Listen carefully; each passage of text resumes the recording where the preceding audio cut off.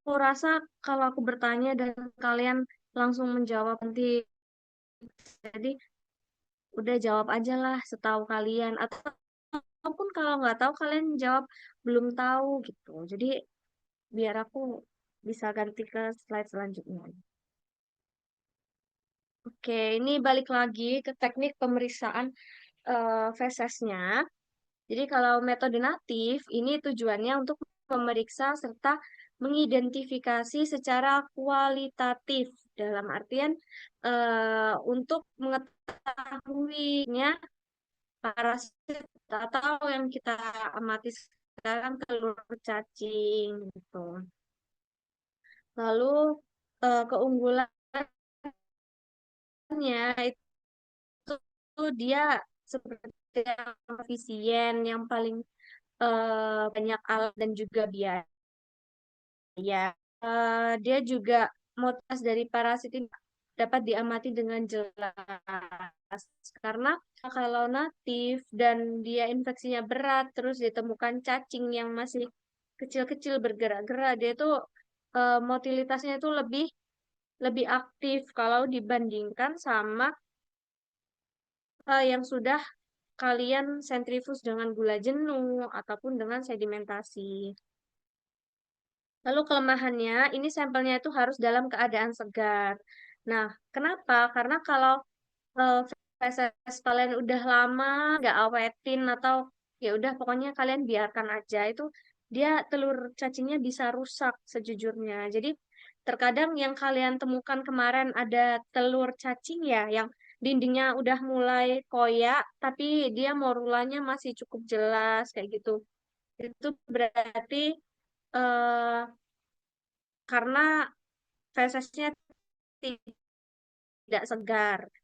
Yang diperiksa cukup sedikit karena secara mikroskopis ketebalan spesimen harus cukup tipis.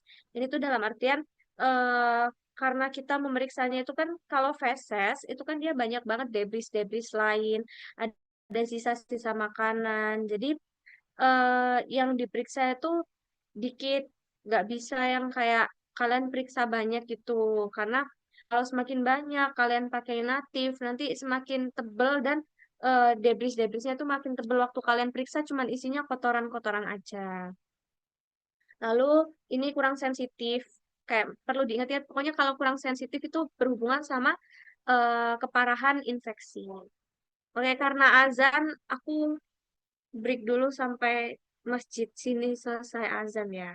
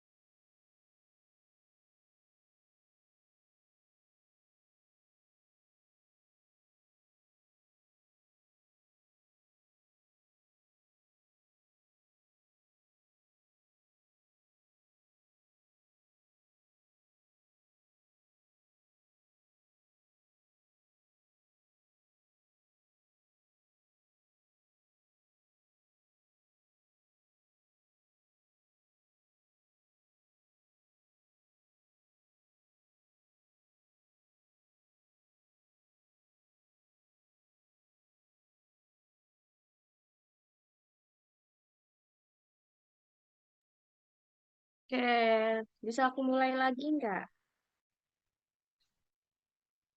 Bisa, Kak. Ya, Kak. Oke. Yang tadi eh, aku ulangi lagi tentang kelemahan si metode natif itu dia kurang sensitif kalau infeksinya itu ringan. Jadi dia akan lebih mudah lagi kalau si natif ini jika infeksinya berat. Jadi dalam artian walaupun kalian periksa fesesnya itu sedikit, kalian larut apa, kalian encerkan, itu nanti kalau infeksi berat itu telur cacingnya masih tetap ketemu banyak kayak gitu.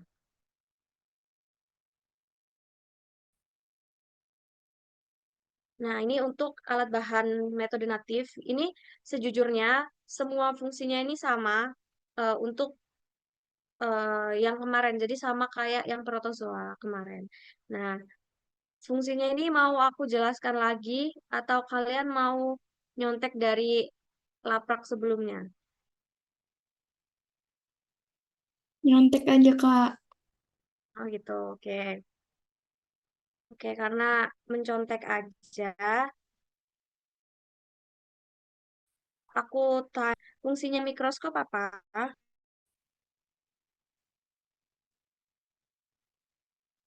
Membantu identifikasi. Membantu identifikasi. Oke. Kalau telur cacing, dia di perbesaran berapa memeriksanya? Di perbesaran 100 sampai 400. Oke. Masih sama. Jadi perbesarannya masih sama di perbesaran 100 sampai 400. Nah, ini selanjutnya yang metode sedimentasi.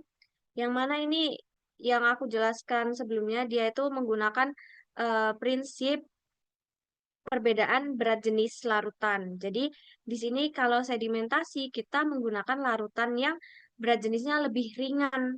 Nah, kalau di sini ditulisnya kan parasit memiliki berat jenis yang lebih berat.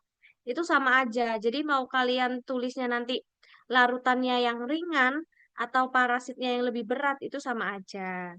Tuh. Intinya menggunakan prinsip perbedaan berat jenis, eh, parasitnya di bawah, nanti larutannya di atas. Lalu keunggulannya ini lebih sensitif kalau dibandingkan sama natif.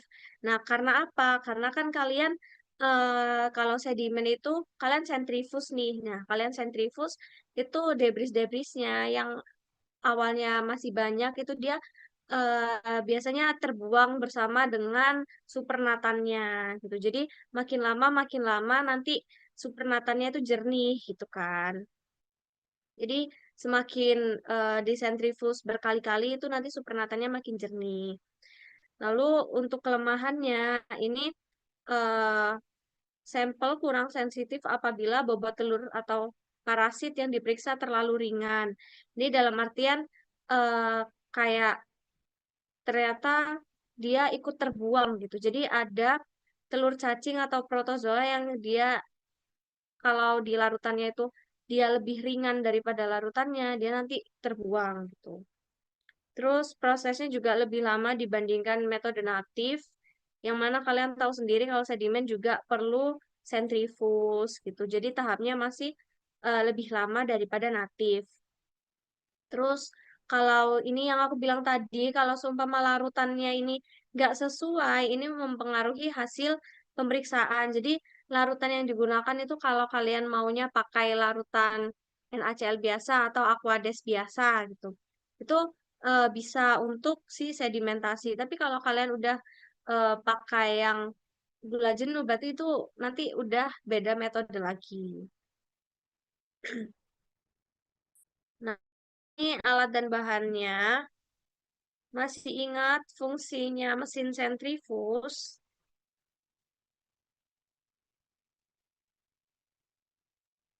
Memisahkan komponen yang ada pada sampel. Ya, untuk memisahkan komponen yang ada di sampel yang akan diperiksa. Dalam artian, karena itu fesesnya kan nggak hanya ada feses, di situ ada feses, ada sel debris lainnya, ada sisa makanan, ada parasit itu sendiri, lalu ada larutan yang penting. Nah, kita intinya di situ eh, untuk memisahkan bagian-bagian itu. Dan karena sedimentasi, berarti eh, kita inginnya telur cacingnya itu diendapkan, berarti telur cacingnya yang di bawah. Lalu pemeriksaan metode apung, di sini dia tujuannya itu untuk identifikasi juga, cuman bedanya di prinsip perbedaan berat jenisnya. Kalau di metode apung itu parasitnya berat jenisnya lebih ringan dibanding larutan yang digunakan, atau dalam artian larutan yang digunakan ini lebih berat. Tuh. Jadi karena larutannya lebih berat, parasitnya mengapung di atas gitu. Terus keunggulannya lemak, debris, dan kotoran yang bersifat larut dalam air terbuang bersama supernatan sehingga memudahkan proses identifikasi. Selain itu, penambahan larutan yang lebih berat akan memisahkan parasit atau telur cacing sehingga parasit atau telur cacing akan mengapung. Sudah dijelaskan tadi ya. Terus kelemahannya, penggunaan larutan dengan berat jenis yang lebih berat dapat merusak telur, memerlukan penggunaan feses yang lebih banyak, serta dapat menimbulkan kesalahan hasil pemeriksaan apabila teknik atau cara kerja tidak tepat. Jadi, karena larutan-larutan yang digunakan itu kan beda. Yang tadi kan lebih ringan, yang ini lebih berat. Nah, karena berat jenisnya lebih berat, saat disentrifuge itu dia bisa merusak eh, struktur dari telur itu sendiri sebenarnya. Tapi lebih mudah karena tadi apa si telurnya itu juga diapungkan jadi lebih sensitif, jadi ada plusnya ada minusnya gitu. Hmm. Nah, ini alat bahannya. Fungsi larutan gula jenuh apa?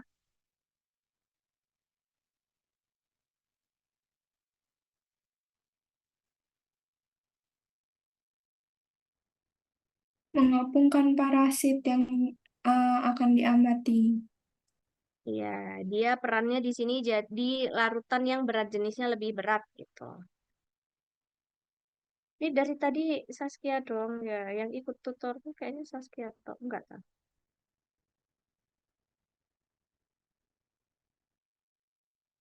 Hmm.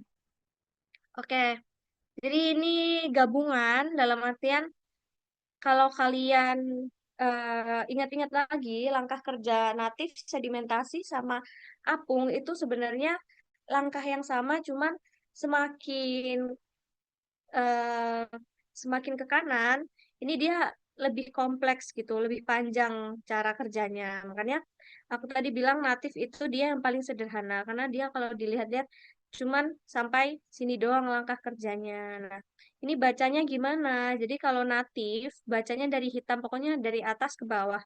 Kalau natif berarti yang pink, habis membuat suspensi, disaring, ditampung filtratnya, lalu diambil satu tetes filtratnya yang udah disaring, lalu langsung ditutup dengan cover gelas. Terus diamati di perbesaran 100 sampai 400 kali.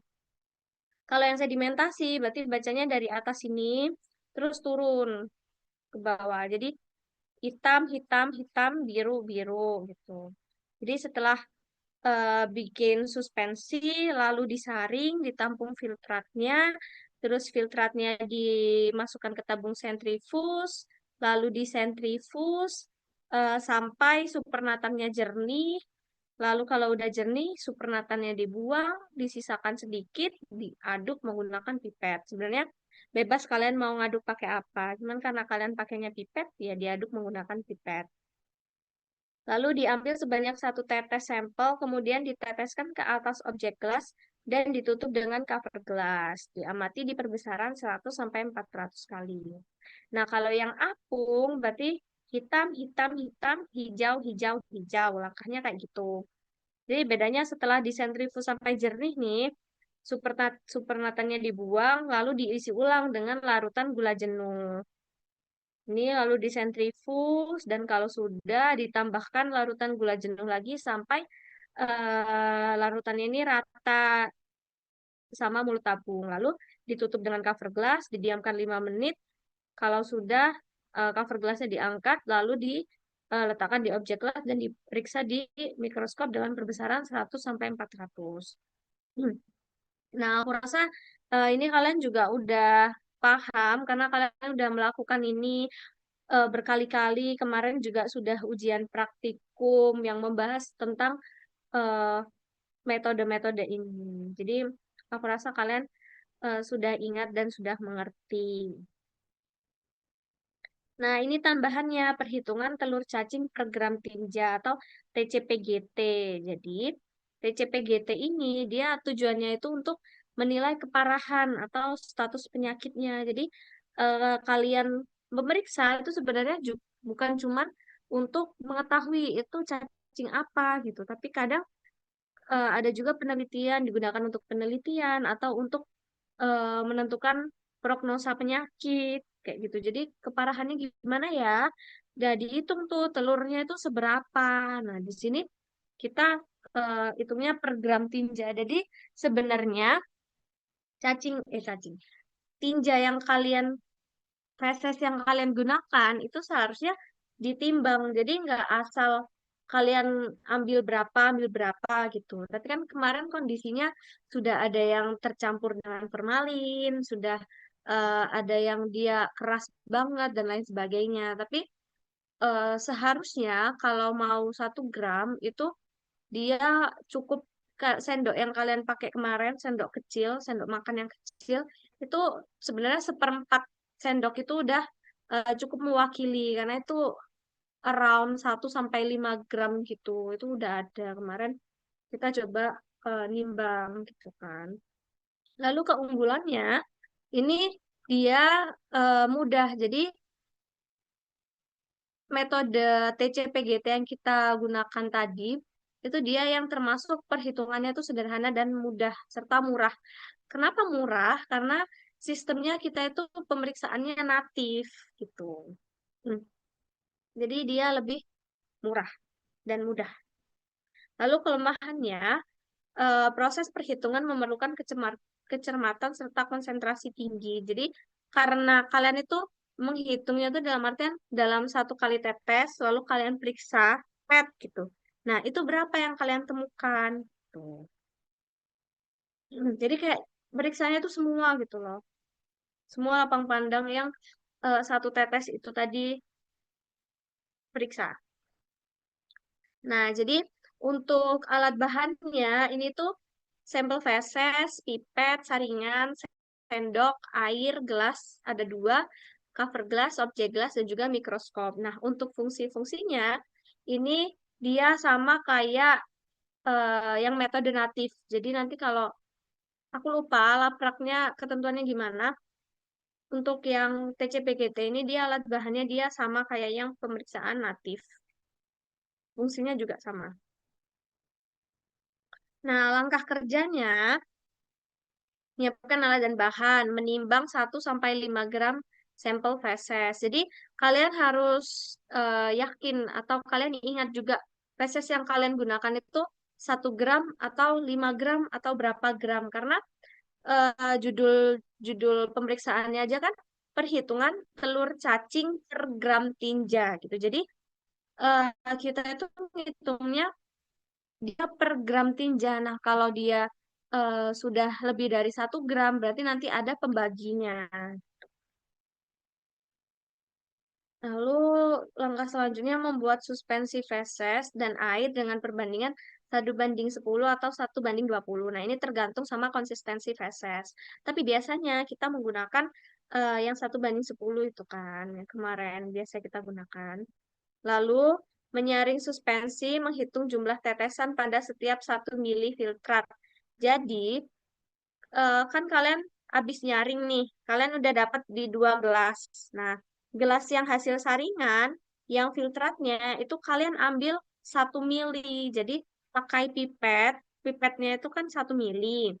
Nah, kalian ambil 1 mili, terus kalian tetesin. Di 1 mili itu dia ada berapa tetes gitu.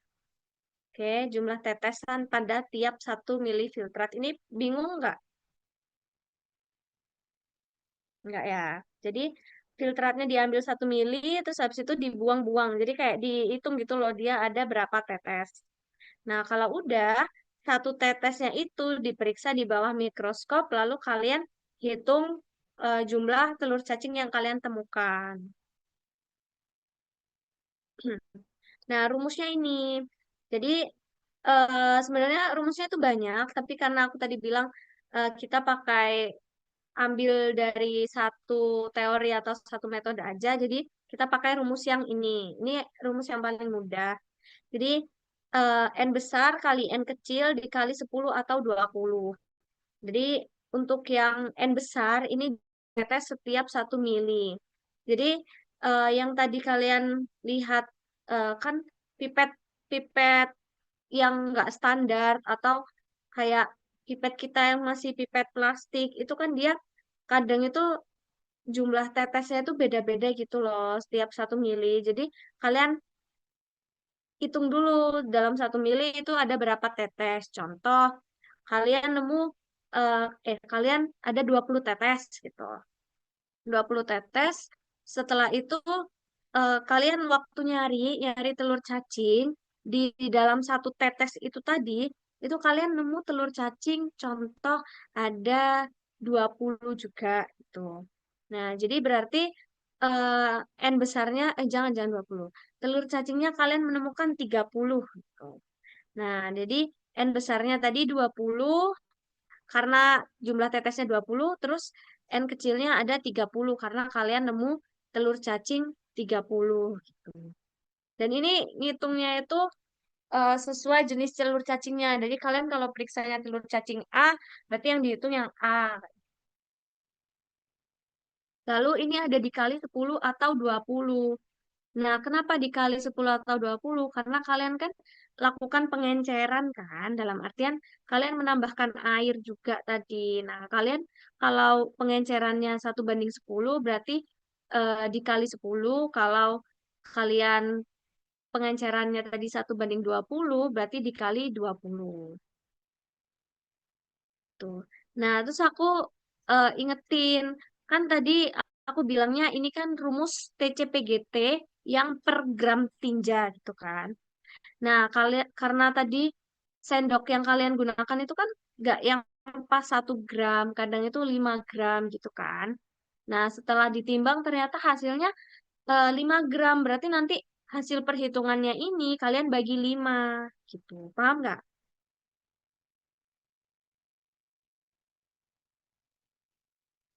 Oke. Mantap. Oke, jadi gitu. Jadi kalau kalian yang feses yang kalian gunakan 10 gram nih, oh, tentu itu sangat pekat ya. Tapi kalau seumpama memang kalian pakai 10 gram, berarti nanti TCPGT-nya kalian tetap bagi dengan 10 gitu. Nah, lalu eh, itu tadi yang terkait metode-metode dan pemeriksaan yang dilakukan. Nah, selanjutnya ini ada identifikasi dan klasifikasi telur cacing. Yang mana Helmin ini kalian sudah bahas di semester lalu tentang bentukan cacingnya, perbedaan dan ciri khasnya. Kalau sekarang kita mengamatinya bentuk dari telur cacingnya. Oke. Nah, di sini ada distomatosis. Jadi yang judul yang tebal ini tuh dia penyakitnya gitu. Jadi karena kita ilmu penyakit sekarang jadi kita highlight nama penyakitnya. Kalau distomatosis boleh nggak dia nyebutnya maksudnya ada perbedaan nggak fastomatosis?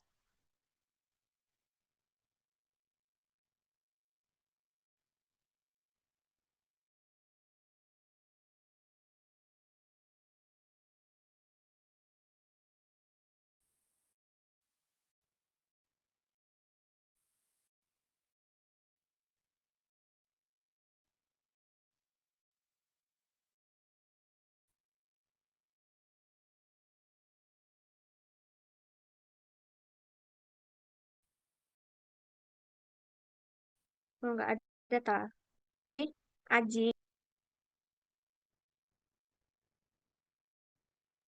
Nah, boleh diulang nggak pertanyaannya tadi putus-putus?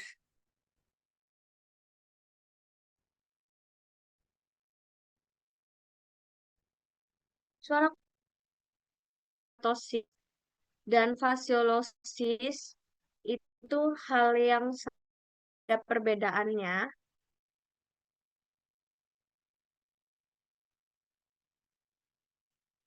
Sama, Kak.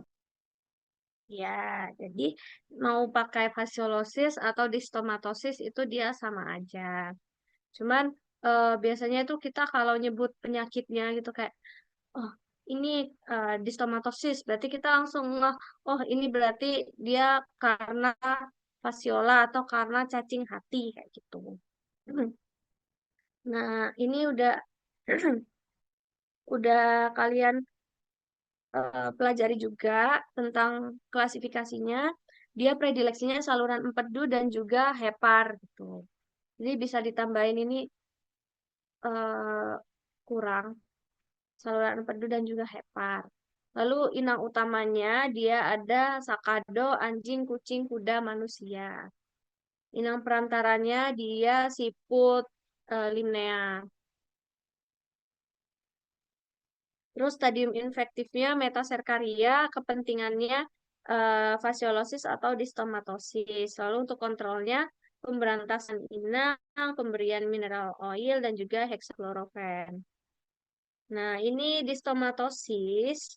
Jadi, kebetulan karena investasi cacing itu dia gejala-gejalanya itu mirip. Jadi ya kayak diare, anemia, terus habis itu lemah, anoreksia, mirip-mirip. Jadi untuk gambarnya ini sebenarnya nggak yang begitu mewakili banget gitu. Tapi karena diambilnya dari jurnal-jurnal yang dia eh, sedang periksa di stomatosis dan ada si gambar SEPI ini gitu. Jadi makanya kita pakai gambar si SEPI ini. Nah, ini kalau di stomatosis dia itu yang perlu di-highlight itu dia menyebabkan edema mukosa konjungtiva dan juga edema submandibula.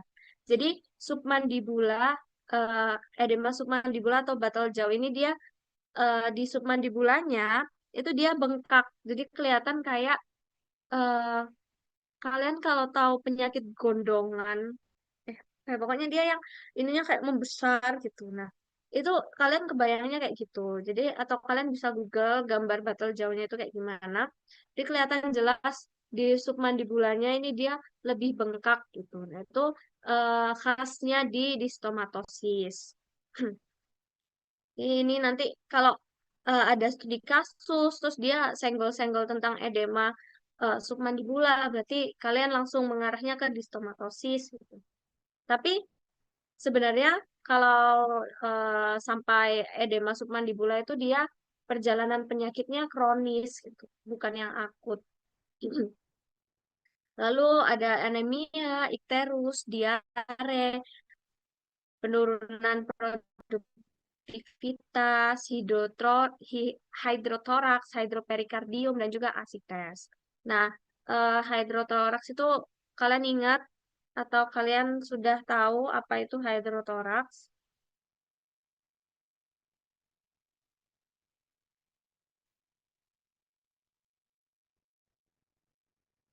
Ada yang tahu hidrotoraks, hidroperikardium? Hydrotoraks itu kayak penumpukan cairan di rongga toraks, bukan, Kak? Kalau hidroperikardium berarti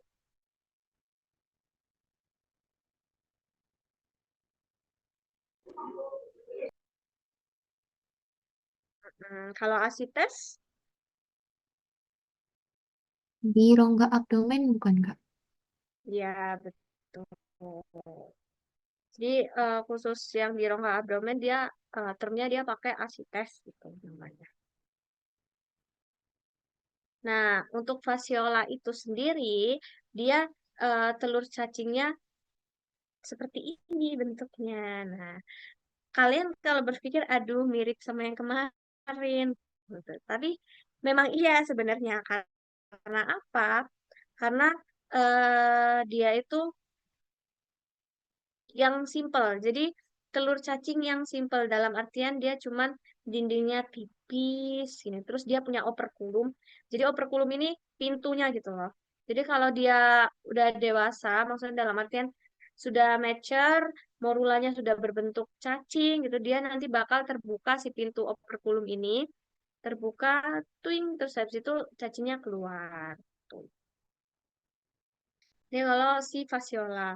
Nah, harapanku nanti kalian gambar-gambar ini kalian jadikan satu dalam artian kayak kalian bandingkan gitu. Oh, kalau fasciola ini kayak gini, spesies ini kayak gini. Jadi nanti kalian ngerti yang mirip-mirip itu apa aja.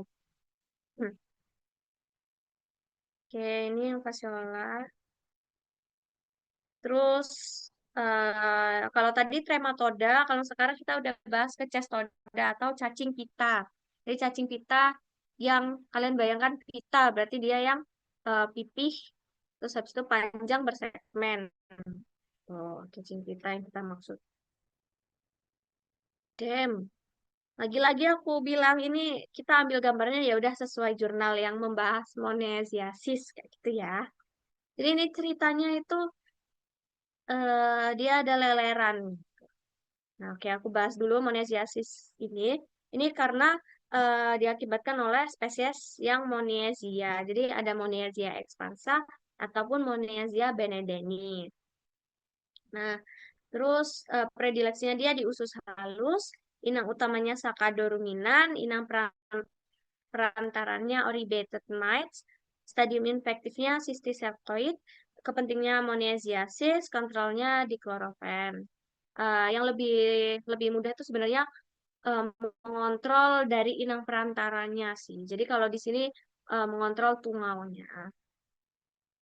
Terus gejalanya monesiasis ini biasanya asimptomatis. Jadi asimptomatis itu kadang dia tidak tampak bergejala gitu. Jadi kayak tiba-tiba kok tampak kayak udah banyak banget cacingnya, terus udah langsung penurunan produksi kayak gitu, udah kayak gitu-gitu.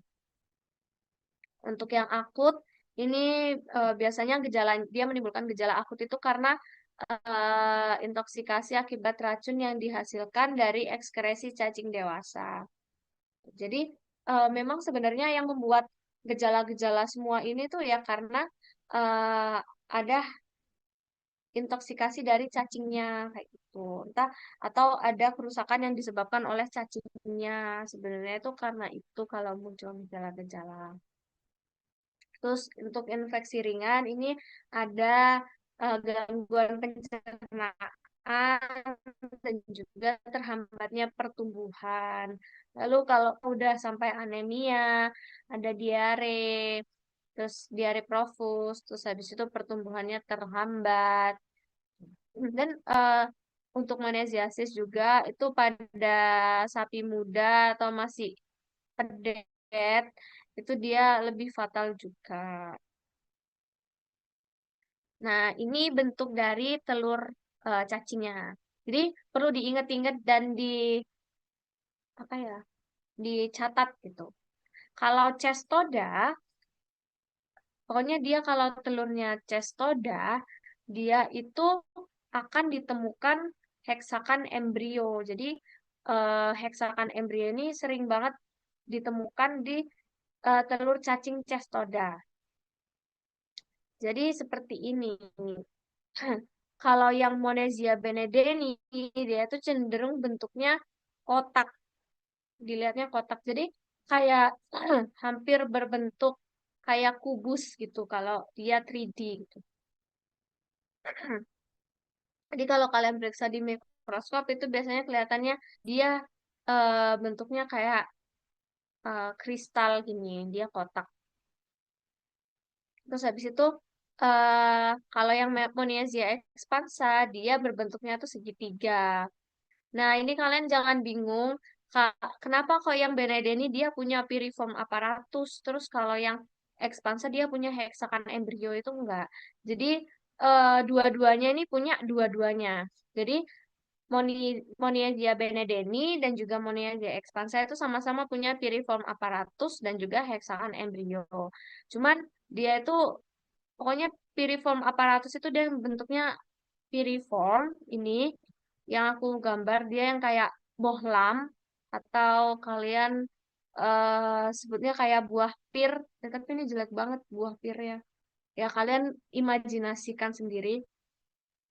Terus di dalamnya itu ada heksakan embrio.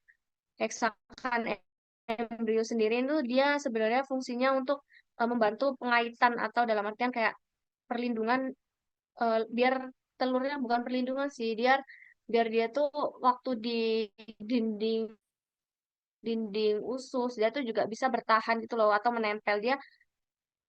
eh Kok nggak bisa menggambar ya aku. Nah, dia itu kayak bentuknya itu kayak kait gini loh. Tapi ada 6 karena namanya kan heksakan gitu.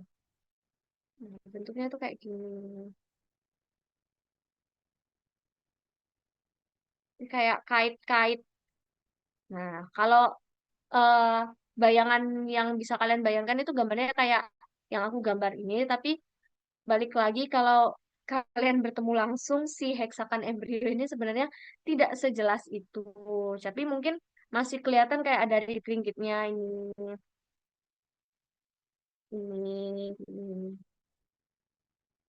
Nah, terus kalian bisa lihat lagi karena dalam artian kayak oh dia ada di dalam piriform aparatus atau badan aparatus piriform gitu kan. Nah, jadi kalau kalian udah lihat ini ada bohlamnya. Nah, ini bohlamnya di sini berarti di dalamnya itu dia ada heksakan embrio. Untuk telur cestoda dia seperti itu. Ini ada yang mau ditanyakan tentang telur Simonesia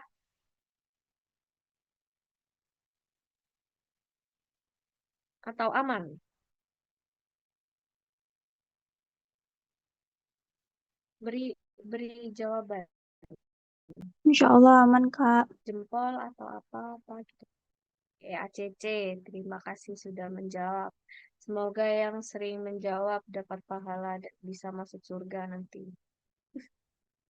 Oke, next. Nah, kalau tadi Cestoda ruminansia, kalau yang sekarang kita bahas Cestoda di unggas. Jadi cacing pita yang menyerang unggas. Nah, ini itu yang kecil-kecil. Jadi yang dia bersegmen juga, tapi dia ukurannya jauh lebih kecil kalau dibandingkan sama Moniasia. Nah, kenapa disebutnya cestodosis? Karena dia kita sebutnya secara umum aja. Jadi sebenarnya mau dibilang Rayleigh-Tinosis itu juga masih sama termnya karena lebih spesifik aja. Tapi untuk yang kita pelajari kita sebutnya dia cestodosis secara umum karena cacing cestoda. Nah, ini disebabkan kalau di unggas itu ada Rayleigh tetragona, Echinobotrida, dan juga Rayleigh cesticillus. Terus predileksinya di usus halus, inang utamanya di golongan unggas, ayam, burung, kakun, inang perantaranya ada di golongan semut Tetramorium, semut peidol, dan juga lalat muska. Lalu untuk stadium infektifnya sistiserkoid, kepentingannya sistodosis, kontrolnya pemberian antelmintik atau obat cacing atau anti cacing, memperhatikan sanitasi kandang dan juga pemberian fembendazol. Nah, untuk gejala klinisnya di sini masih sama. Maksudnya dalam artian aku bilang sama itu investasi cacing itu pokoknya dia menyebabkan masalah-masalah di pencernaan kalau dia biasanya predileksinya di usus halus. Jadi nanti akan ada penurunan nafsu makan, ada lemas, anemia, kurus. Nah, kalau di ayam itu dia menyebabkan penurunan produksi telur pada ayam layer atau ayam petelur.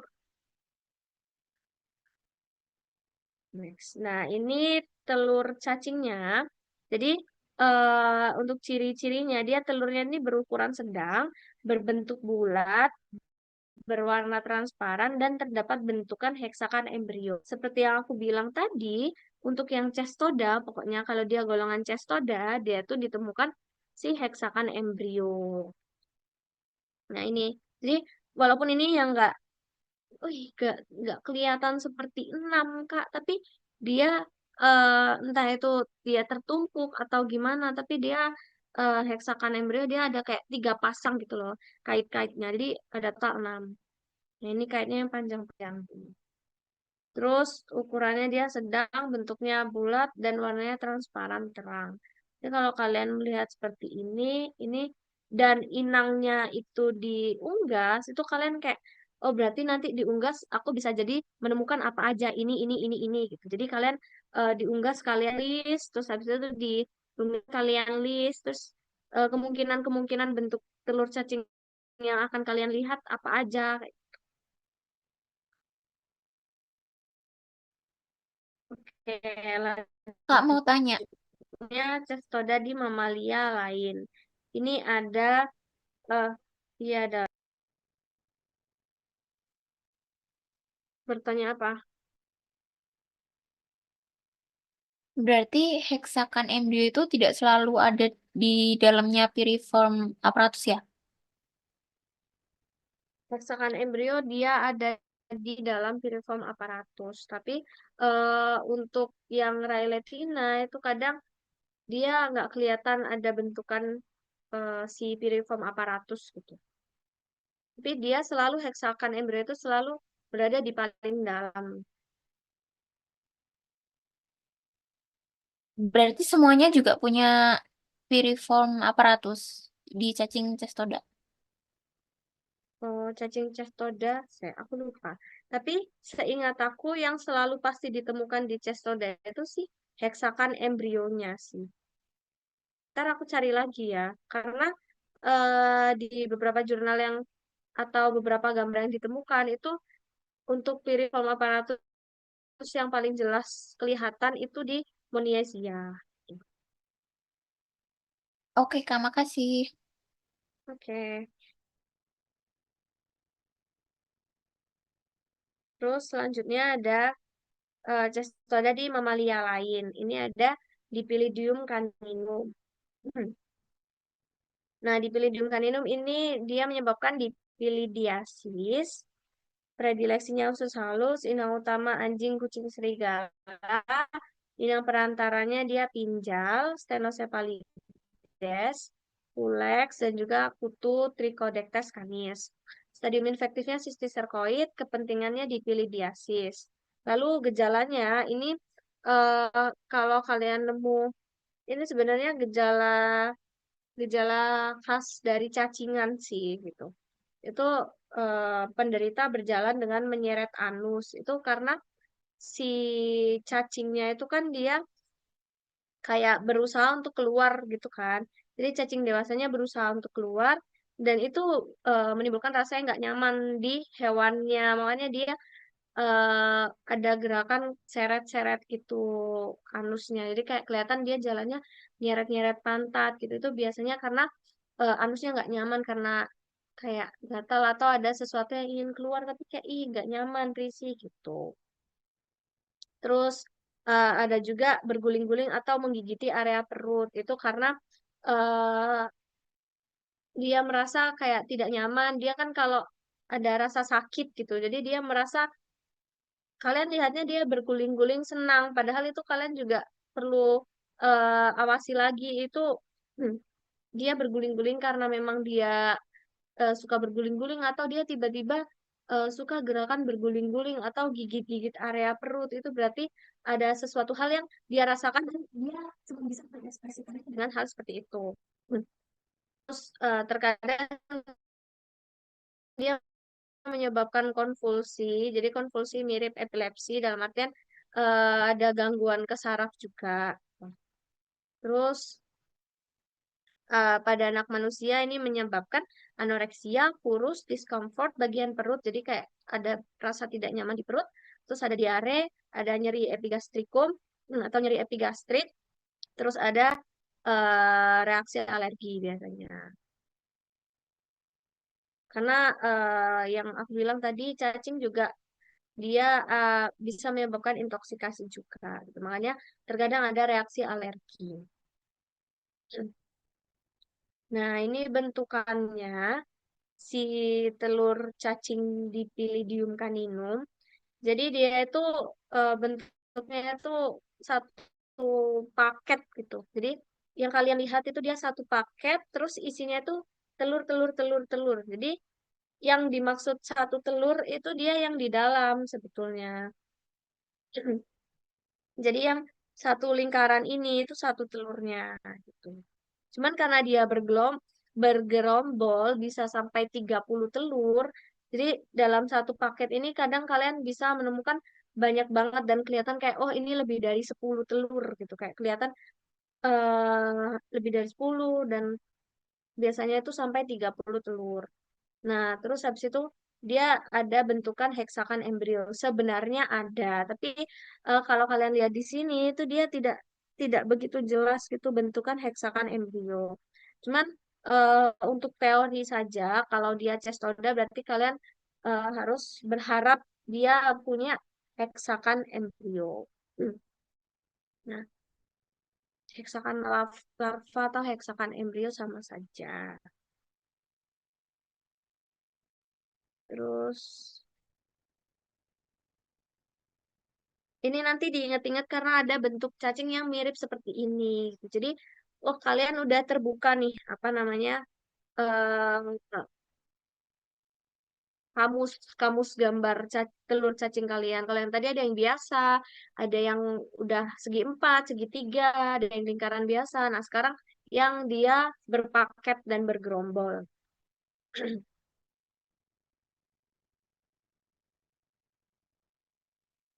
Oke, selanjutnya di nematoda. Jadi udah masuk ke cacing gelang atau cacing tubular yang biasanya kalian jumpai. Yang pertama di ruminansia. Ini ada Hemoncus contortus. Nah, Hemoncus contortus ini dia predileksinya yang ada di abomasum. Lalu eh, inangnya sapi kambing domba, dia nggak pakai inang perantara, stadium infektifnya larva stadium 3, kepentingannya hemoncosis. Untuk kontrolnya ini bisa dibaca sendiri. Nah, gejala-gejalanya itu yang akut itu dia ada anemia dan juga kadang menyebabkan kematian, terutama pada hewan yang muda kayak pada pedek gitu. Terus kalau yang kronis dia itu ada anemia, terus ada edema. Edemanya bisa di submandibula juga. Kalau di submandibula berarti dia juga ada ciri khas batal jauh itu tadi. Terus dia tampak sempoyongan, terus ada diare konstipasi. Terus bentar ya, batuk.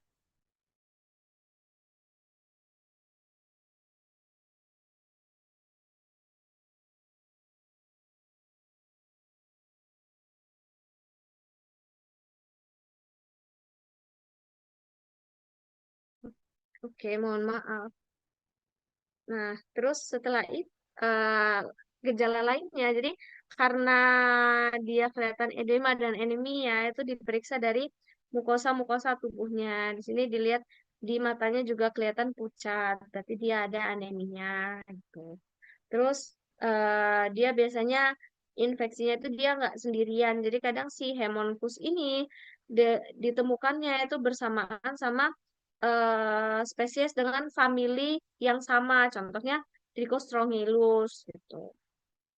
Nah, di sini dia menyebabkan diare dan pemeriksaan darahnya ini eritrositnya turun gitu. Jadi kelihatan karena eritrositnya turun itulah tadi yang menyebabkan dia anemia.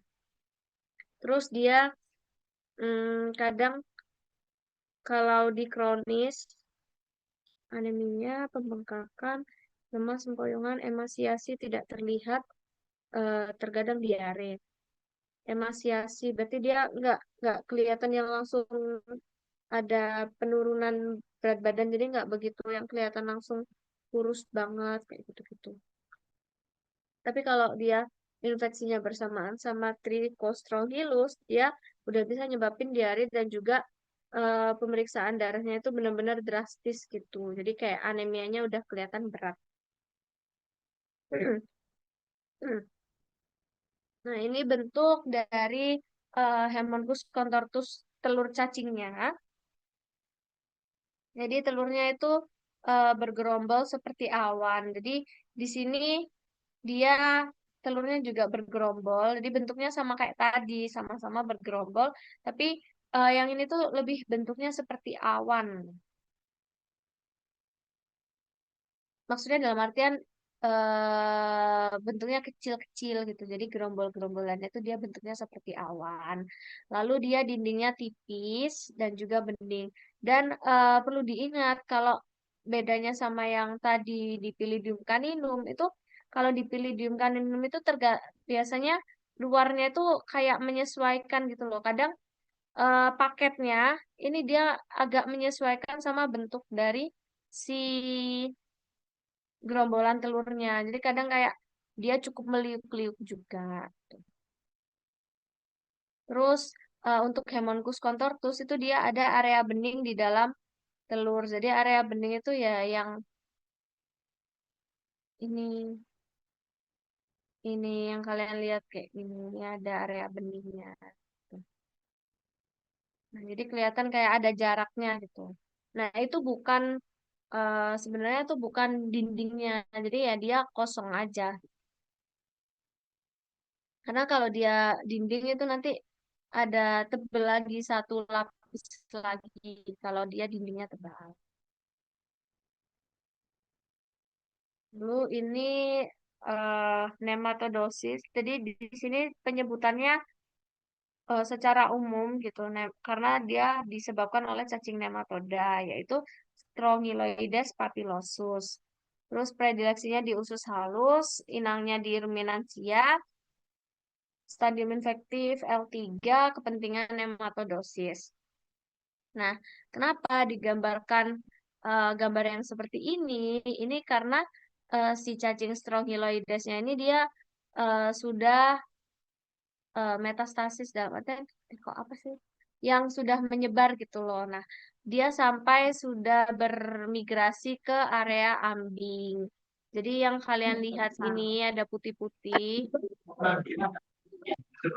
Oh, gampang. Bisa aja.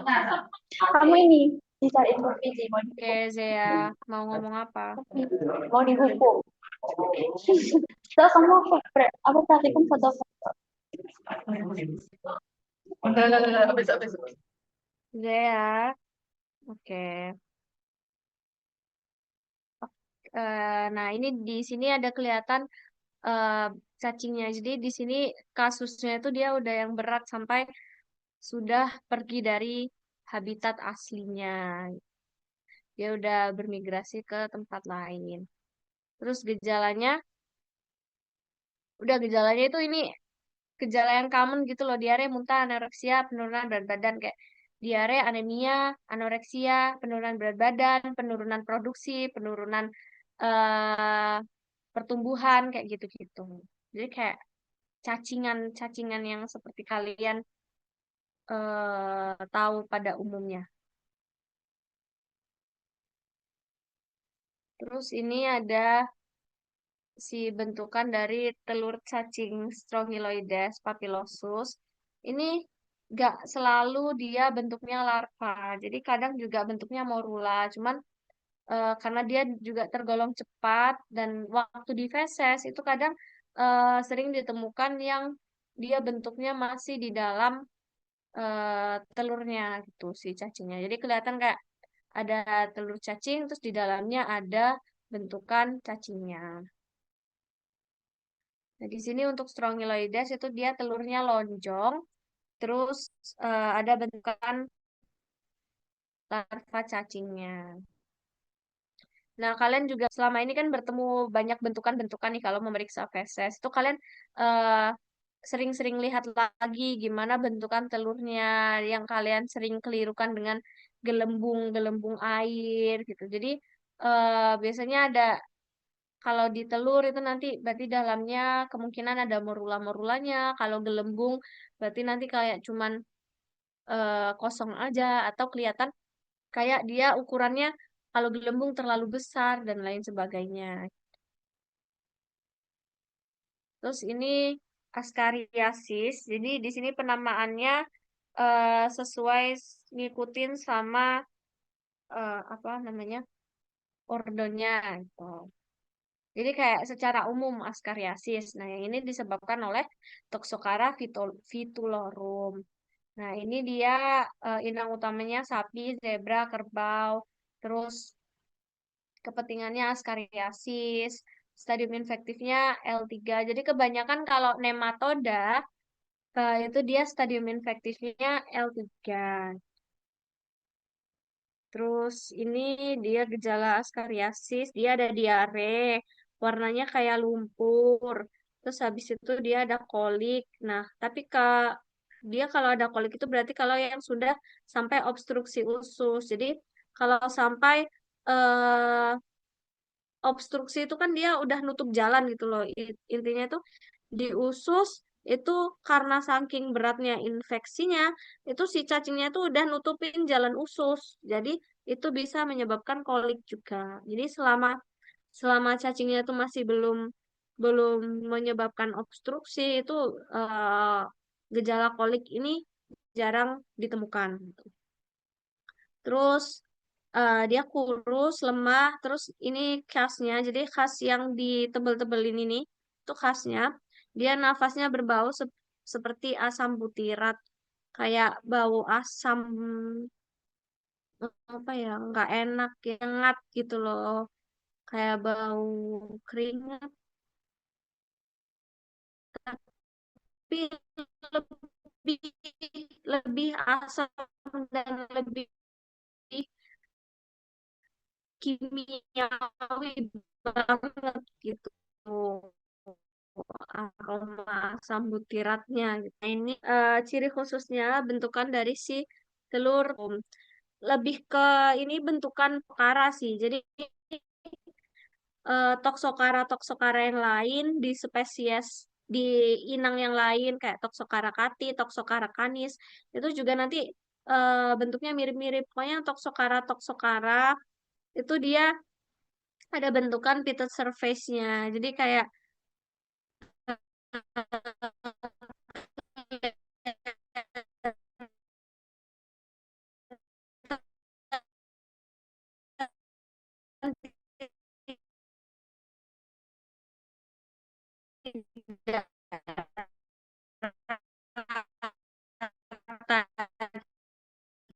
Kak Rere,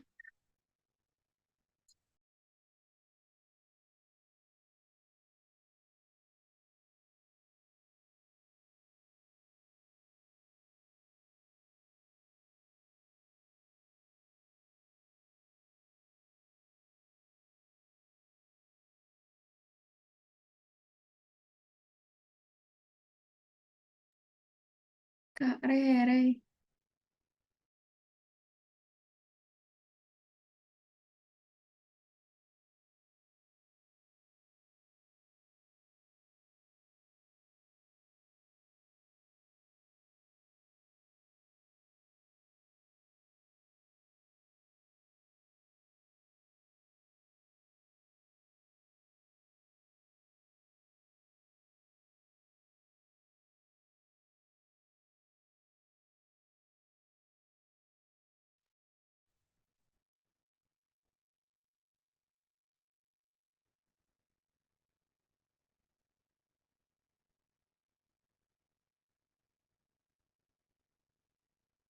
halo, maaf ya.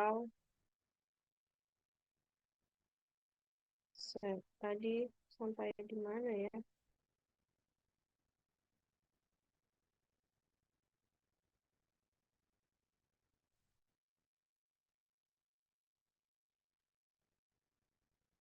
Sudah muncul belum?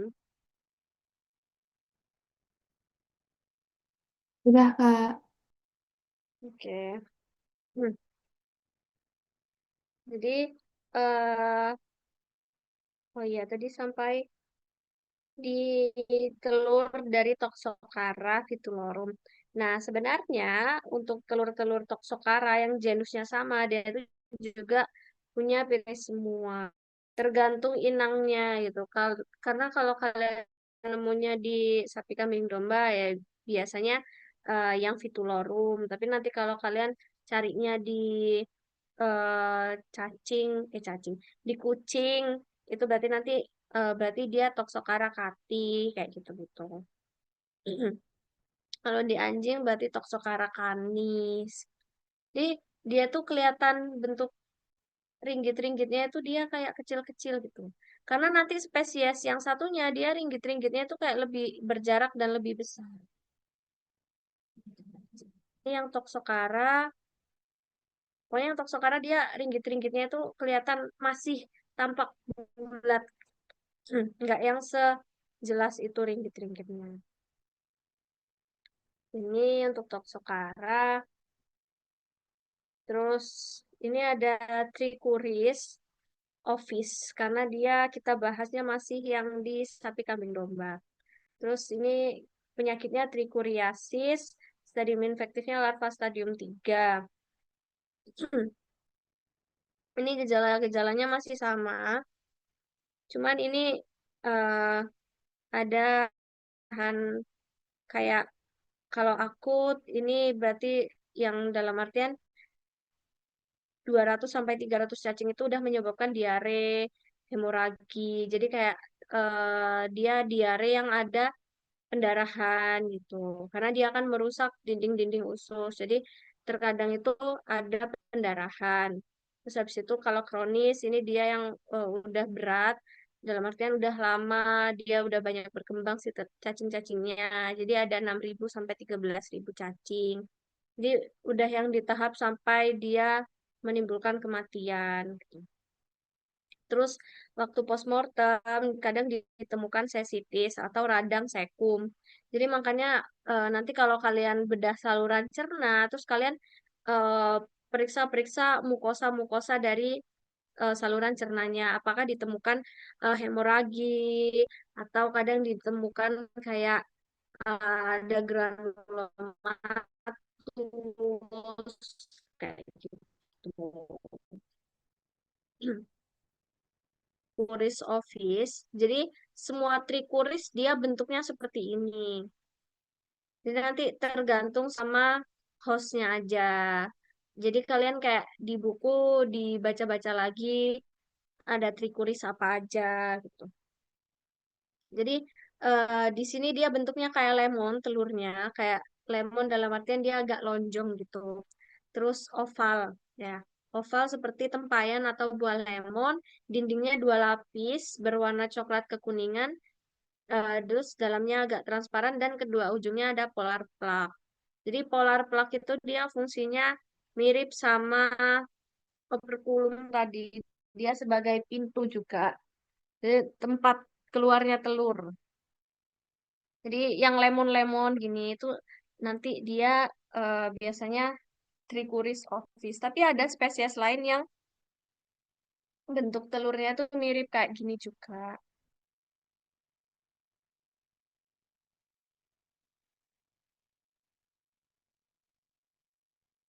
Oke, lanjut.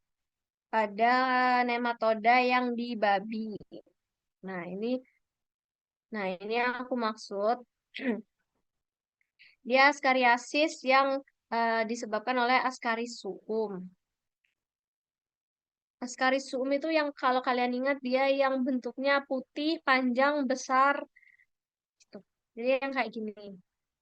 Putih, panjang, besar yang kalau kalian ingat waktu semester lalu tuh dia yang di toples kaca yang besar. Itu pokoknya dia yang besar-besar. Itu Ascaris-suum. Nah, ini gejala klinisnya ada sampai pneumonia, ada batuk, terus sampai dia menyebabkan anemia, icterus, dan juga kematian.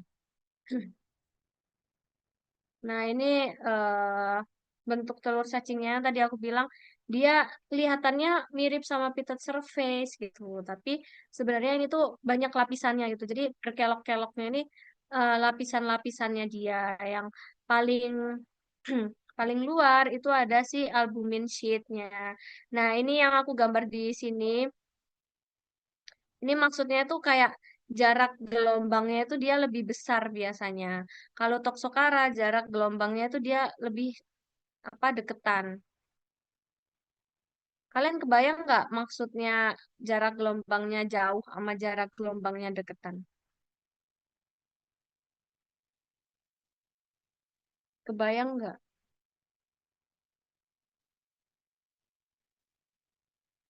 Halo? Masih agak bingung, Kak. Oke, jadi maksudnya itu kalau yang Ascaris suum dia tuh kelihatan per gelombangnya itu satu, dua, kayak kelihatan besar-besar gelombangnya gitu. Atau gelombang kelokan dari albumin sheetnya itu kelihatan jaraknya jauh. Tapi kalau Toxocara dia itu nanti kayak gini-gini, kecil-kecil. Aduh, gambarnya jelek. Kayak kecil-kecil gini loh. Gitu. Jadi gelombangnya itu dia pendek-pendek terus deketan gitu. Kebayang nggak? Bayang, Kak. Oke. Jadi mungkin bedanya di situ. Terus kalau yang Toxocara tadi itu biasanya dia relatif lebih bulat telurnya. Kalau yang golongan Ascaris atau Parascaris atau yang sefamili itu dia bentuknya itu oval. Terus warnanya kuning kecoklatan, punya 3 lapisan dinding, yaitu dulu. Nah ini, yaitu ada lapisan albumin yang paling luar. Terus tadi apa? Ini skematisnya bagus banget. Tapi kalau kalian lihat di sini, kalian bisa membedakan tidak? Aku takut. Tapi sebenarnya nggak wajib mengerti sih. Maksudnya nggak wajib bisa membedakan. Yang penting kalian tahu aja. Jadi yang paling luar ini ada lapisan albuminnya. Terus habis itu di kedua yang kedua dari luar tadi ada hialin. Terus habis itu yang paling dekat sama morulanya ini ada yang vitelin. Nah, ini one cell stage berarti dia bentukannya masih morula. Sini ada semilunar space. Kalian kalau bandingkan kayaknya mirip, tapi mungkin nggak sejelas itu bentukan lapisan-lapisannya. Jadi kalau nanti ujian atau ditanya, yang penting kalian jawab aja kalau dia punya 3 lapis gitu. Terus kalau kalian disuruh gambar ya gambarnya yang skematis, walaupun sebenarnya juga kalian tidak melihat dengan jelas lapisannya gitu. Damn. Ini Trichuris Swiss. Jadi kalau tadi kan Trichuris Office di ruminan. Nah, sekarang Trichuris Swiss yang ada di babi. Ini mirip sama yang tadi, sama aja.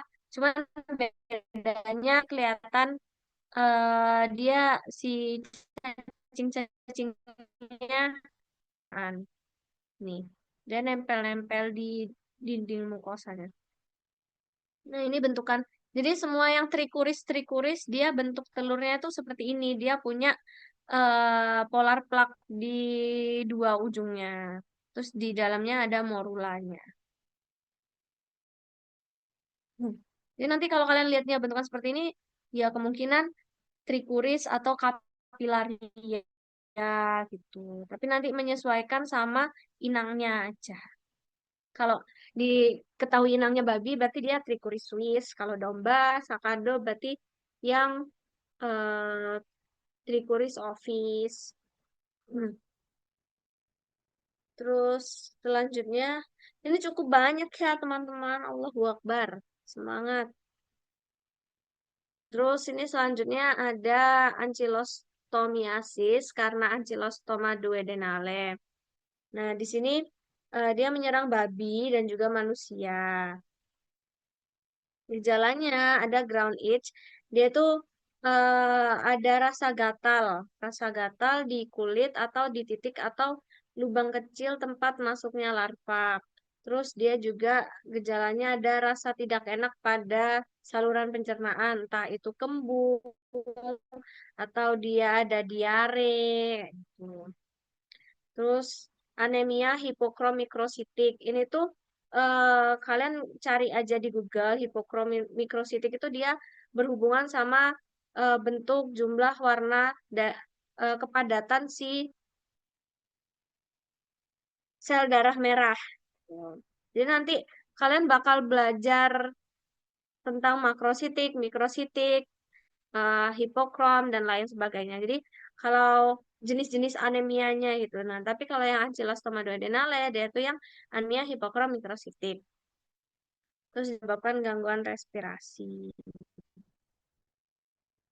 Ini bentuknya dia berpaket-paket, tapi kalau ancylostoma dia paketnya itu tadi di Pilidium caninum itu kan sampai 30.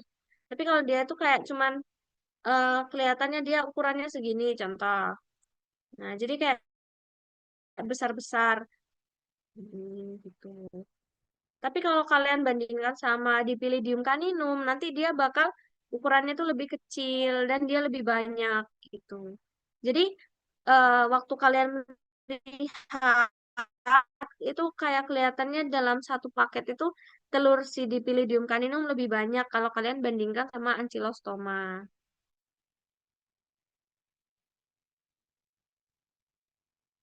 Nah, ini lanjutnya nematoda unggas. Ada Ascaridia gali. Dia ini menyebabkan enteritis hemoragik atau hemoragi di area saluran pencernaan, anemia, nafsu makan turun. Jadi kayak sebenarnya gejalanya itu bisa kalian nalar atau kalian ingat-ingat secara umum aja gitu. Cuman kalau disesuaikan sama inangnya juga. Kalau ayam broiler berarti menyebabkan penurunan berat badan. Kalau di ayam layer berarti penurunan produksi telur. Terus ini ada catatannya, ayam muda lebih peka dibanding ayam tua karena mukus intestin ayam muda belum sebanyak ayam tua. Nah, mukus itu kan cairan yang dihasilkan oleh epitel di usus atau di mukosa usus itu mukus apapun itu dia sebenarnya bentuk pertahanan tubuh. Nah, tapi di sini lebih difokuskan karena ayam muda itu pertahanan tubuhnya itu belum cukup baik. Jadi produksi mukusnya juga belum maksudnya itu seperti itu.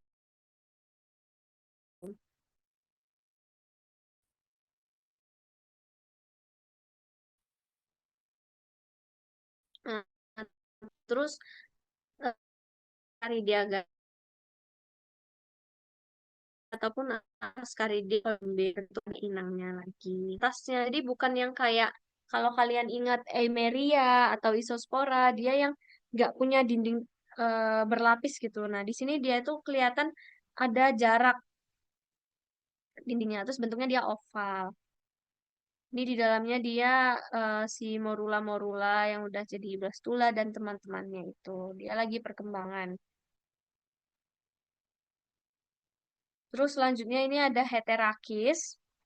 Ini telur cacingnya jujur mirip banget sama Ascaridia. Jadi kadang itu kalau kita susah bedainnya juga masih bisa dibenarkan dia Ascaridia atau Heterakis karena dia mirip banget. Terus ini gejala-gejala klinisnya masih mirip.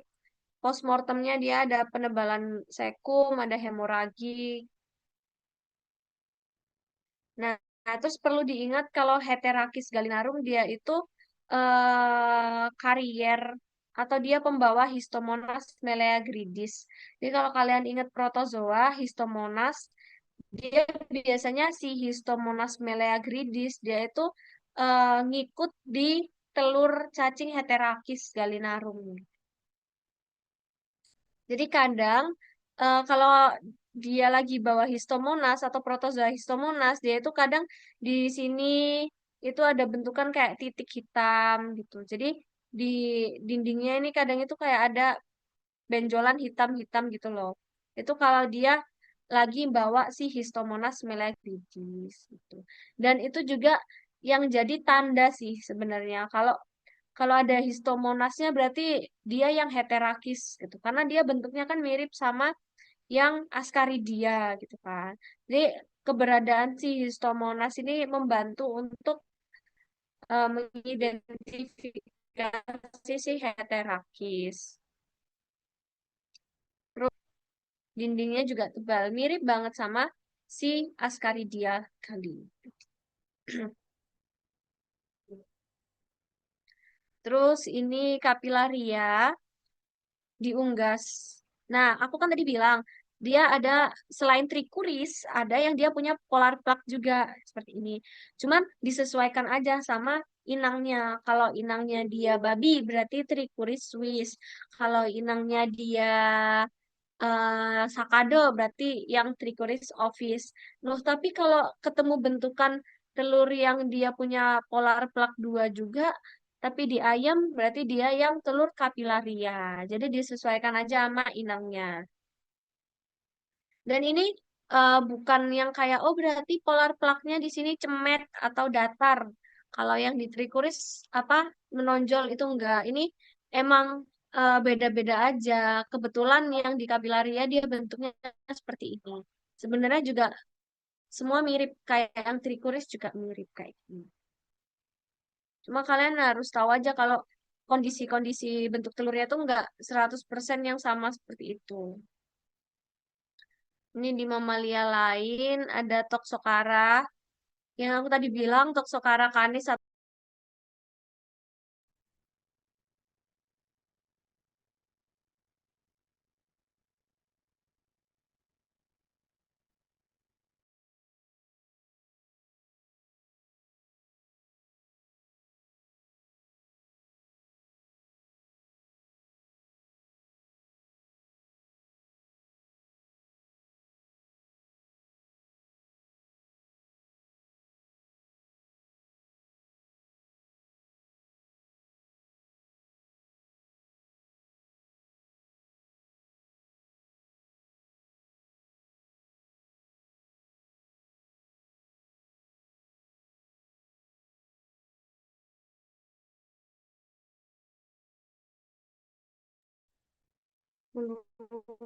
maaf.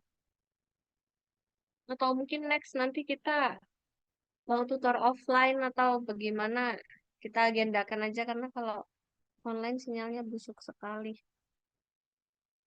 Tadi aku sampai mana, ayo.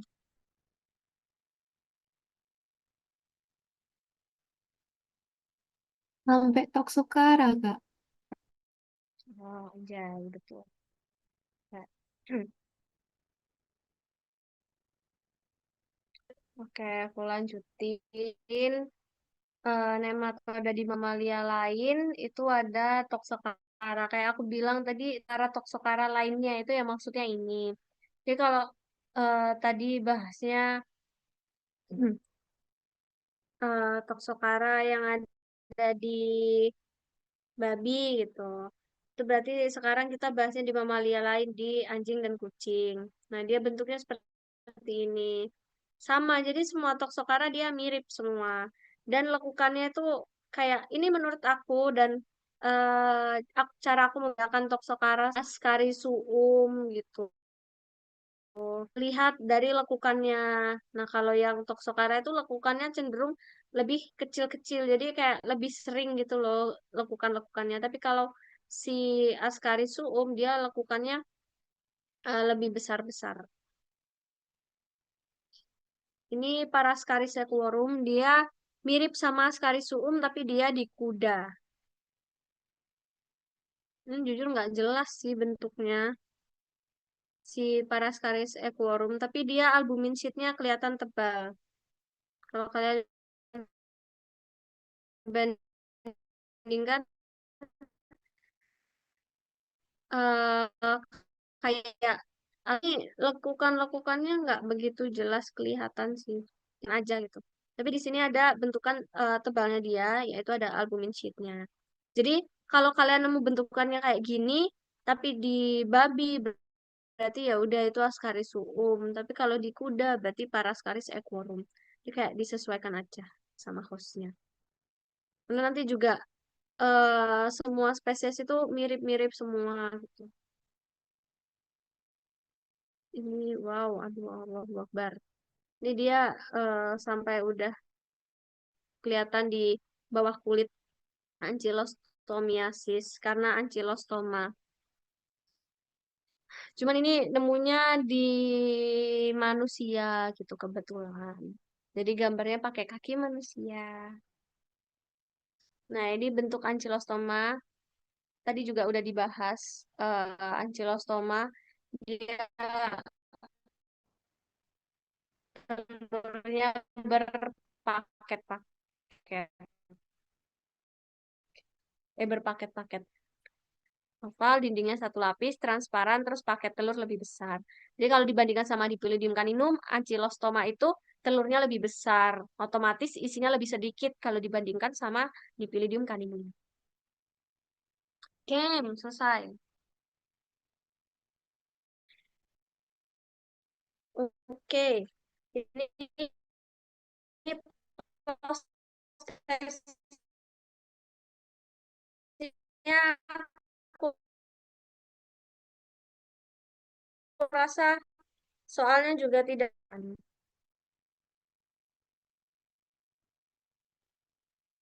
Pak, putus-putus.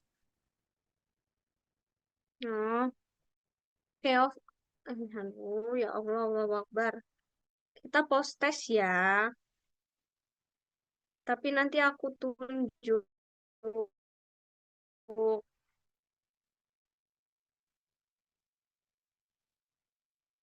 Suaraku mati nggak? Putus-putus, Kak.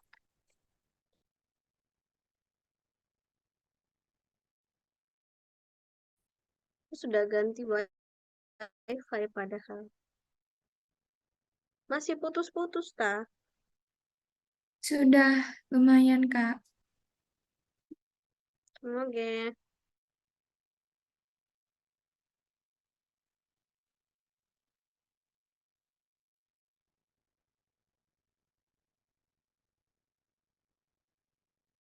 Oke.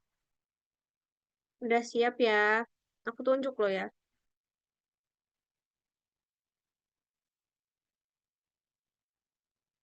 Hmm. Dea,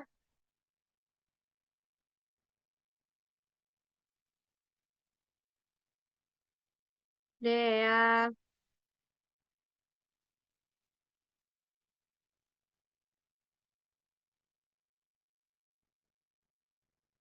Dea nggak ada, ta? Atau suaraku nggak masuk?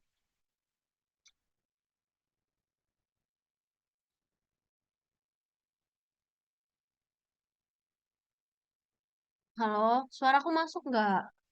Masuk, Kak. Masuk, Kak. Dea mana, Dea?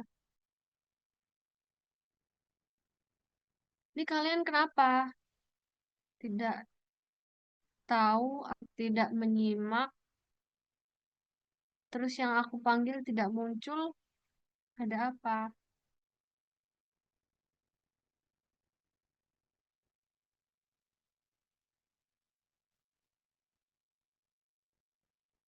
Ini Halo? ditunjukkan ya, Kak.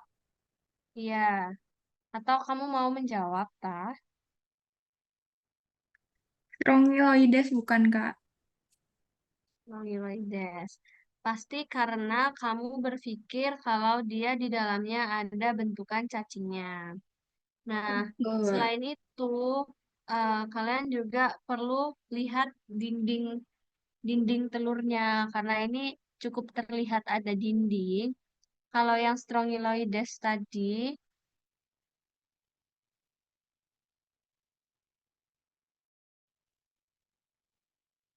ya Allah jauh banget terlihat kita membahas hal yang sudah sangat banyak. Nah, ini dia bentukan dindingnya itu dia tipis gitu. Kalau si strongyloides dibedakan dan dia telurnya lonjong, kayak kelihatan memanjang gitu. Sedangkan yang di soal, nah itu dia dindingnya nih dia terlihat cukup tebal gitu. Jadi ini spesiesnya itu Ascaridia galli kebetulan. Tapi Ascaridia galli yang dia di dalamnya sudah terbentuk cacing gitu. Jadi udah stadium udah kira-kira dia udah larva 2 atau larva 3 gitu. Seperti itu. Jadi di sini sebenarnya kenapa ada postes ini, kenapa ditunjukkan gambar yang seperti ini itu sebenarnya biar kalian itu aware aja dan kalian ngerti kalau bentukan yang ada bentukan cacingnya di dalam itu nggak selalu strongyloides gitu. Dan bentukan-bentukan yang lainnya yang tadi dalamnya morula itu nggak selamanya bentuknya isinya morula. Jadi bisa aja ditemukan dia bentuknya udah bentuk cacing kayak gini. Jadi diamati lagi dinding telurnya, terus habis itu eh, dia bentuknya seperti apa, lebih bulat, lebih lonjong, lebih panjang, atau seperti apa. Jadi kontrolnya berarti bisa kalian baca sendiri, ada piperazine dan teman-temannya itu. Di sini kayak mungkin kayaknya ini akan cukup sulit juga untuk menjawab karena masih baru juga dan sulit memang karena mirip-mirip semua jujur. Oke. Selanjutnya, ini ada studi kasus seekor sapi menunjukkan gejala kelemahan, pengurangan. Ini tuh maksudnya pengurangan nafsu makan, dia anoreksia, terus ada diare dan ikterus setelah diberikan pakan berupa rumput liar yang diambil dari area sekitar sawah dan area irigasi. Nah, identifikasi kira-kira dia kenapa gitu. Ada yang mau menjawab atau menyerah? Distomatosis ya, Kak? Anjay, benar. Kenapa kamu jawab distomatosis? Ya, soalnya ciri-cirinya kan ada anoreksia, terus ada ikterus juga. Mm-mm. Iya, Terus, jadi ya, gitu. ya terus di sini yang kata-kata kuncinya itu di sini ada di ikterus dan juga diberikan pakan berupa rumput liar. Jadi kalian kalau ingat siklus hidupnya Fasiola, dia kan si metaserkarianya itu kan tertelan karena dia metaserkarianya nempel di ujung-ujung rumput gitu kan. Nah, makanya di sini dikasih kata kunci dia menimbulkan ikterus dan juga karena dia habis makan rumput liar yang ada di sekitar sawah yang mana di sana juga banyak ditemukan siput-siput yang sebagai inang perantara dari Fasiola kayak gitu. Jadi cara berpikirnya atau cara menjawabnya nanti kalau ada soal studi kasus, kalian cari yang dia eh, nggak common gitu, kayak gejala kelemahan, anoreksia, diare itu kan kayak oh iya, ya udah gitu. Tapi di sini dituliskan ada terusan habis makan rumput liar yang ada di sawah. Nah, itu. Jadi mungkin itu yang kata kunci yang bisa membantu menjawab. Dan jawabannya betul di stomatosis atau fasiolosis karena fasiola. SP. Oke, next. Ini gambar apa tadi telur apa? Dia yang aku jelaskan dia bentuknya segi empat. Indonesia, Ya, Kak. Monesia. Monesia apa? Ini Mm-mm. Denny. Berarti kepentingannya apa? Monisiasis. Monesiasis. Nah, ini bentukan yang ditunjuk apa? Sebenarnya ini juga kalian kelihatannya gak jelas, tapi aku tadi balikin lagi kalian lihat si bentukan eh, badan piriformnya atau lampunya. Nah, ternyata yang ditunjuk di dalamnya, berarti nanti kalian jawabnya yang heksakan embrionya. Tapi kalau dia ditunjuknya kayak di dindingnya gini, di ujung dari badan aparatusnya, itu nanti berarti kalian jawabnya piriform aparatus, kayak gitu.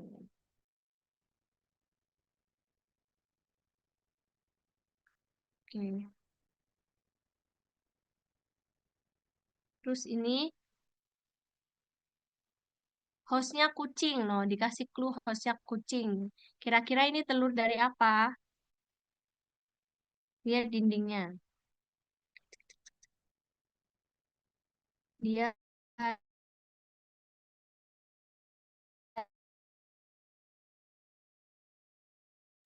Toxocarakati?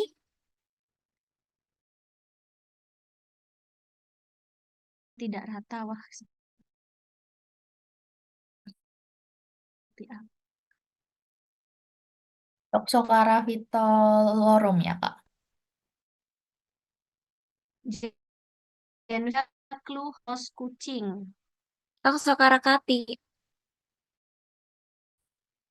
Ya, toksok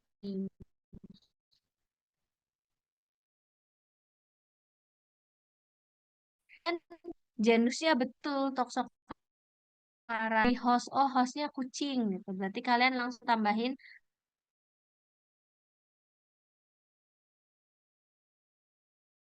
tiga.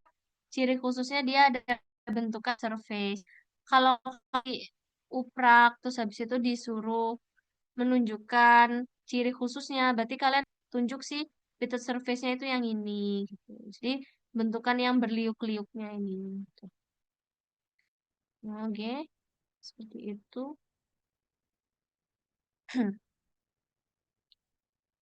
Terus selanjutnya sebutkan macam-macam metode pemeriksaan feses.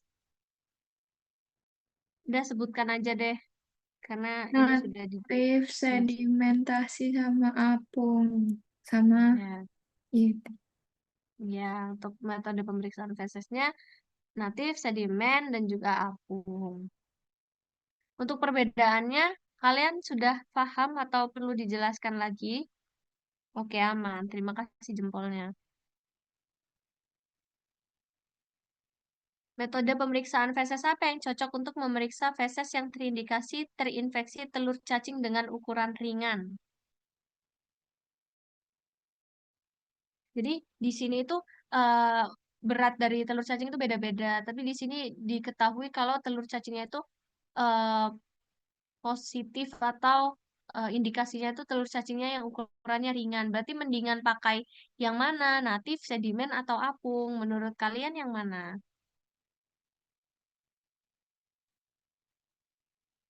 Kalau ukuran telur cacingnya ringan, itu mendingan ditenggelamkan telurnya atau diapungkan? Oh, Iya, jadi karena di sini dijelaskan kalau indikasinya itu telur cacingnya ukurannya ringan, berarti daripada kalian berusaha untuk mengendapkan dia, mendingan kalian mengapungkan si telur cacingnya karena udah ringan nih sekalian gitu. Di yang lebih cocok itu di metode apung.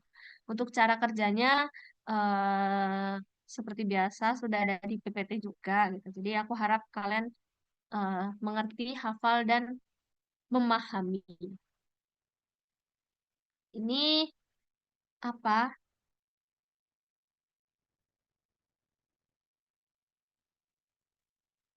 Menurut kalian ini apa?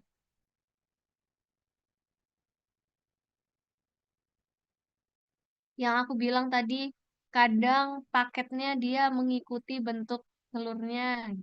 dipilidium, Medium bukan nggak? Dipilidium caninum. Berarti kalau dipilidium caninum hostnya apa? anjing, kucing, serigala. Inang perantaranya di golongan pinjal. Kayak Stenocephalides, canis, Populex. Kayak gitu. Selanjutnya ini seorang mahasiswa kedokteran hewan melakukan pemeriksaan feses. Terus di sebanyak 5 gram, 5 gram feses diambil ini dicatat. Fesesnya 5 gram. Lalu diencerkan dengan NaCl dengan pengenceran 20 kali. Nih, informasi yang kalian dapat. Terus setiap 1 mili larutan mengandung 15 tetes. Dalam satu ruang hitung, jumlah telur yang terhitung adalah 32. Berarti TCPGT-nya kalian kalau hitung nemu berapa? Rumusnya tadi apa? N besar dikali N kecil, Dikali 10 atau 20. ya dikali pengenceran. Nah, karena di sini pengencerannya 20 kali, berarti ini dikali 20. Nah, terus habis itu, kan ini untuk 1 gram, ya kan? Karena ini untuk 1 gram, maka nanti hasilnya dibagi sama 5, gitu. Coba kalian hitung berarti nemu jawabannya berapa? 1920. Oh, kalau aku tanya N kecilnya berapa?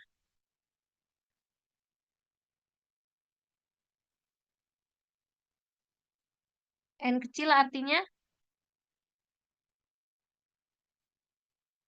Oke, jadi betul N besarnya ini kalian masukkan ini 15. Karena dalam 1 mili dia ada 15 tetes. Terus habis itu N kecilnya ini 32.